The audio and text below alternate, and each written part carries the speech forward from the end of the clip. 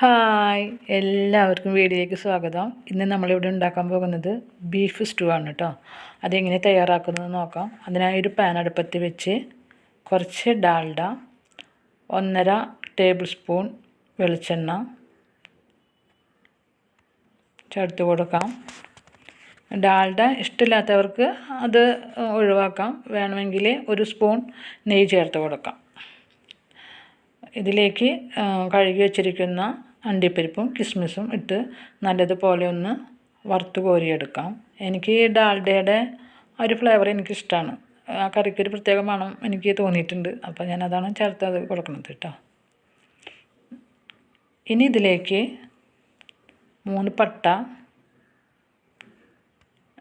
ഒരു 6 ഏലക്കായ, ഒരു 5 ഗ്രാമ്പു കണ്ടില്ലേ ശുഷ്കിച്ചിട്ടിരിക്കുന്നത്. അപ്പോൾ ഈ ഏലക്കായുടെയും ഗ്രാമ്പൂവിൻ്റെ ഒക്കെ ഒരു വലുപ്പത്തിനനുസരിച്ച് ഇട്ട് കൊടുക്കണം.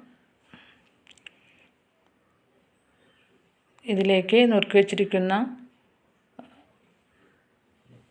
ഇഞ്ചി, സവോള, 3 പച്ചമുളക്, കുറച്ച് വേപ്പില, ഇതെല്ലാം ഇട്ട് നല്ലതുപോലെ ഒന്ന് വഴറ്റിയെടുക്കണം. ബ്രൗൺ കളർ ആവണ്ട, ഒന്ന് വഴറ്റി വന്നാൽ മതി. പിന്നെ ഒരു 1/2 സ്പൂൺ ഉപ്പും ചേർത്ത് നല്ലതുപോലെ ഒന്ന് വഴറ്റിയെടുക്കാം. പച്ചമുളക്, ചില പച്ചമുളക് നല്ല എരിവുണ്ടാവും, ചിലതധികം എരിവുണ്ടാവില്ല. അപ്പോൾ പച്ചമുളകിൻ്റെ എരിവിനനുസരിച്ച് വേണം നിങ്ങൾ ചേർത്ത് കൊടുക്കാം കേട്ടോ. അധികം എരിവ് പാടില്ല, ഈ കറിക്ക് വല്ലാണ്ട് എരിവും പാടില്ല. അപ്പോൾ നന്ന് വഴന്ന് വന്നിട്ടുണ്ടെന്ന് വെച്ചാൽ ഇതിലേക്ക് ഉപ്പിട്ട് വേവിച്ച് വെച്ചിരിക്കുന്ന ക്യാരറ്റും ഉരുളക്കിഴങ്ങും ഇട്ട് കൊടുക്കാം. ഇതെല്ലാം കൂടി നല്ലതുപോലെ ഒന്ന് ഇളക്കി കൊടുക്കാം. ഇനി ഇതിലേക്ക് നാളികേരത്തിൻ്റെ 2 പാൽ ഒഴിച്ചു കൊടുക്കാം. അതൊക്കെ ഒന്ന് നന്നായിട്ട് ഒന്ന് മിക്സ് ചെയ്ത് കൊടുക്കാം.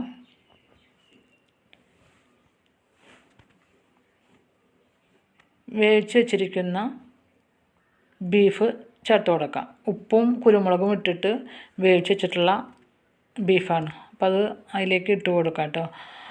ഈ ബീഫിൽ കുറച്ച് നെയ്യ് ഉണ്ടെങ്കിൽ സൂപ്പർ അടിപൊളിയാവും. അതൊരു പ്രത്യേക ടേസ്റ്റ് ഉണ്ടാവും കേട്ടോ. അതിന് ആ നെയ്യൊക്കെ ബീഫിലുണ്ടെങ്കിൽ കുറച്ച്, അധികം വേണ്ട, കുറച്ച് നെയ്യോട് കൂടിയിട്ടാണ് ബീഫ് വേവിക്കുന്നത് വെച്ചെങ്കിൽ ഇത്തിരി കൂടി രുചി ഉണ്ടാവും, രുചി ഇത്തിരി കൂടി കൂടും. ഇനി ഇതിലുള്ള ഉരുളക്കിഴങ്ങൊക്കെ എല്ലാ ഉരുളക്കിഴങ്ങും വേണ്ട, കുറച്ച് ഉരുളക്കിഴങ്ങ് നല്ലതുപോലെ ഒന്ന് ഉടച്ചു കൊടുക്കാം. ആ ഗ്രേവിയൊക്കെ ഒന്ന് കുറുകി കിട്ടാൻ വേണ്ടി നല്ലതാണത്. ഇനിയിപ്പോൾ 2 പാലൊക്കെ നന്നായി തിള വന്നിട്ടുണ്ട് വെച്ചാൽ നമുക്ക് 1 പാൽ ഒഴിച്ചു കൊടുക്കാം. 1 പാൽ ഒഴിച്ചതിന് ശേഷം തിള വരുന്നോടുകൂടി തീ ഓഫ് ചെയ്യുക. എന്നാലും ഇങ്ങനെ ചെറുതായിട്ടൊക്കെ ഒന്ന് തിളച്ചുകൊണ്ടിരിക്കും.